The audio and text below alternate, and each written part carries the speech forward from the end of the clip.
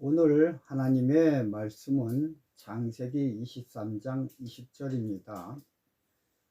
이와 같이 그 밭과 그 속의 굴을 헷족속이 아브라함 소유 매장지로 정하였더라.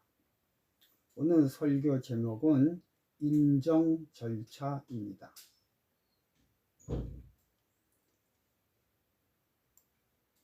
아브라함이 에브론에게 은 400세겔을 주고 그 밭과 그 속의 굴을 샀으므로 창세기 23장 20절은 아브라함이 은 400세겔을 주고 밭과 굴을 샀으므로 아브라함이 매장지로 정하였다 라고 적어야 마땅합니다. 그런데 성경을 적혀 있기를 헷족속이 정하였다 라고 하였습니다. 아브라함이 인정하는 것보다 헷족속이 인정하는 것이 확실하고 분명하기 때문입니다. 아브라함도 우리 예수님도 가룟 유다에 의해 은 30냥에 팔려 요셉의 굴에 장사 지내셨습니다. 이처럼 아브라함이 아닌 헷족속에 의해 아브라함의 몫이라고 인정하듯 예수님이 묻힌 무덤도 예수님의 몫이라고 이 지구 주인인 사단이 인정한 것입니다. 나중에 4대가 지나 아브라함의 후손들이 가나안 땅을 점령하듯 예수님도 삼림 때 이 땅을 사단의 것으로부터 빼앗을 것입니다. 아브라함의 땅임을 헷족속이 인정하듯 지구가 예수님의 핏값으로 산 예수님의 것임을 사단도 인정하는 것입니다. 예수님의 강제나 억지로 인해 주장하는 것이 아니라 사단이 인정하는 것이 중요한 것입니다. 아브라함이 그 땅에 돈을 지불하였다고 아브라함이 주장하는 것이 아니라 헷족속들이 마음속 깊이 인정하는 것이 중요한 것입니다. 하나님의 아들이신 예수님이 죄인들의 죄의 몫인 사망을 대신하여 죽으심으로 사단조차도 예수님에 의해 값을 치름을 당한 성도들이 하나님의 것임을 인정하는 것이 중요함과 동일한 것입니다. 이러한 인정은 이제 온 우주 앞에서 우주 거민들이 인정해야 됩니다.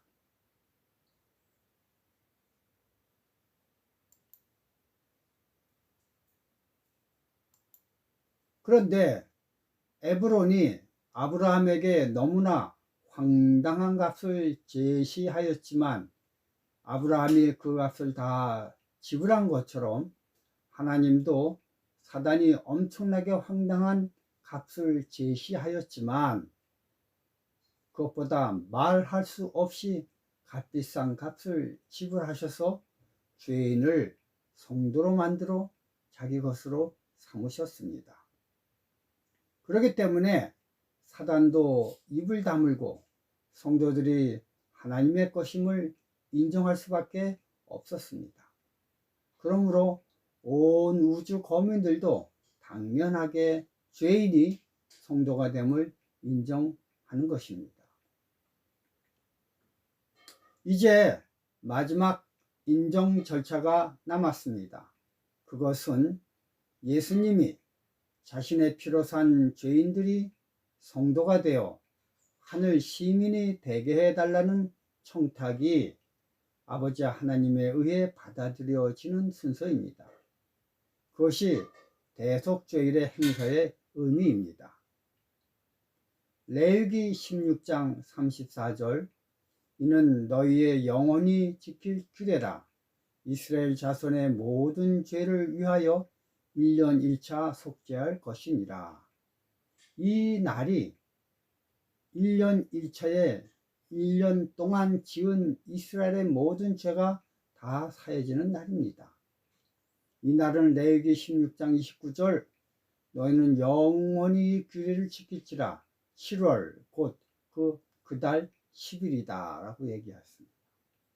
이날에 대제사장은 염소피를 가지고 지성소 안에 들어갑니다.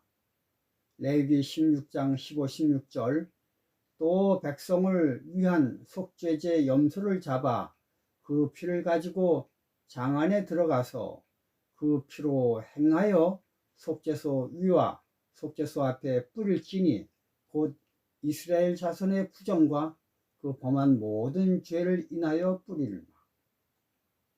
1년 364일은 어린 양을 잡아 그 피를 가지고 휴장에 뿌립니다.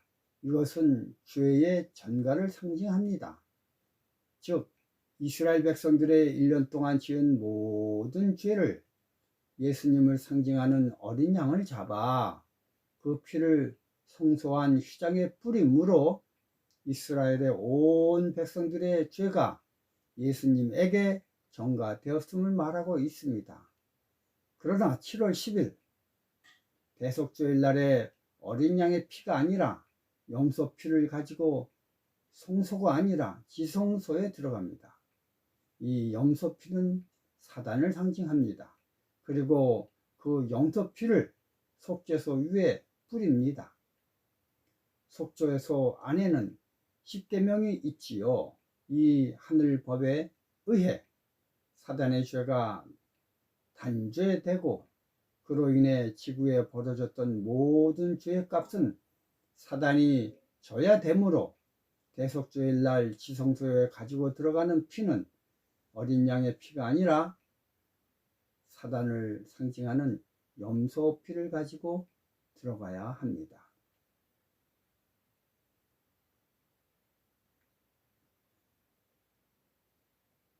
이것은 대쟁투 책에서는요, 하나님 보좌 앞에서 대제사장이신 예수님이 나의 피, 나의 피, 나의 피라고 하며 호소하며 각 개인의 이름을 부르며 자신의 피로 인해 성도들이 구원받았음을 아버지 하나님께 인정해 달라고 하신다고 하는 모습을 나타내고 있습니다.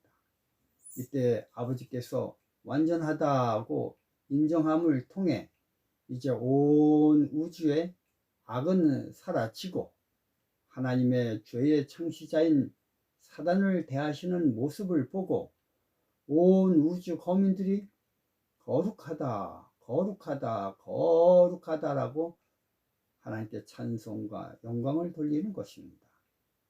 이러한 모습이 요한계시록 4장, 5장에 잘 나타나 있습니다.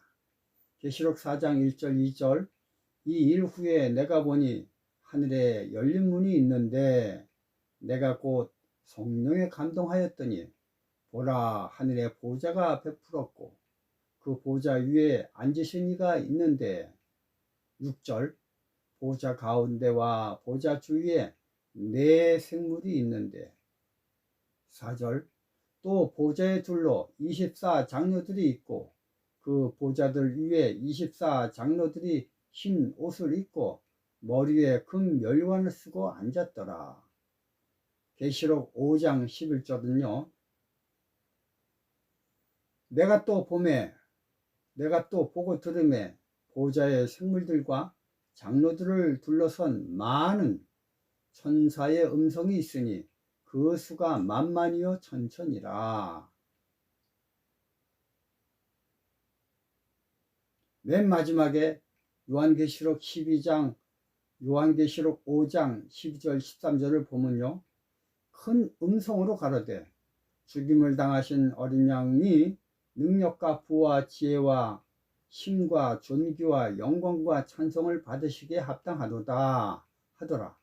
내가 또 들으니 하늘 위에와 땅 위에와 땅 아래와 바다 위에와 또 그 가운데 모든 만물이 가로되 보좌에 앉으신 이와 어린 양에게 찬송과 존귀와 영광과 능력을 세세토록 들을지어다 하니 여러분 하나님의 보좌를 중심으로 내생물, 24장로, 천천만만 천사, 그리고 온 우주 거민들이 보좌를 향하여 영광, 영광, 영광하며 찬송하는 모습을 우리는 성경을 통해서 보게 됩니다.